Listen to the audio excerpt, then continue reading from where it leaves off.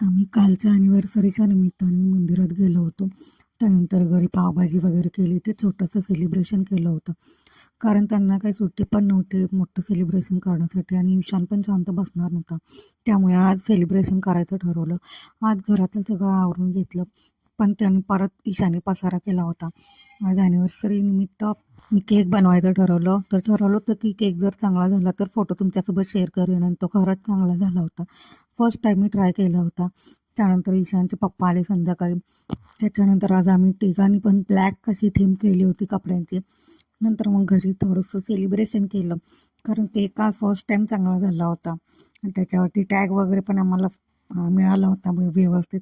त्यामुळं आम्ही घरच्या घरी छोटंसं सेलिब्रेशन केलं. पण ईशान काही शांत बसत नव्हता. तो सगळं खेचून घेत होता.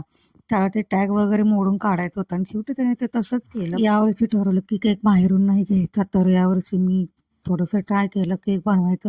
त्याच्या अगोदर 2 वेळा ट्राय केला होता केक बनवायचा, पण तो प्रयत्न माझा फसला होता.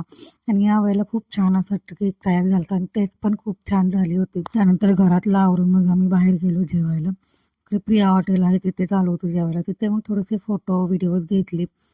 कारण कुठलाही कार्यक्रम असल्यावर तर हल्ली आता फोटो व्हिडिओशिवाय कंप्लीट होतच नाही. त्याच्यानंतर मग आम्ही जेवण वगैरे ऑर्डर केलं. पण ईशान काय शांत बसत नव्हता. तो सगळं विचारून घेत होता. त्या खूप उत्सुकता असते की काय आहे काय नाही बघायची. त्यानंतर मग आम्ही छानपैकी जेवण केलं. त्याच्या अगोदर स्टार्टर पण मागवलं होतं. ईशानसाठी पण थोडंसं काहीतरी खायला घेतलं. असं सगळं मग जेवण वगैरे करून आम्ही निवांत घरी आलो. तर असा होता आमचा आता दिवस. व्हिडिओ शेवटपर्यंत नक्की बघा. व्हिडिओ आवडल्यास चॅनलला सबस्क्राईब करा, व्हिडिओला लाईक करा. पुन्हा भेटूया पुढच्या एका नवीन व्लॉगमध्ये. तोपर्यंत बाय बाय.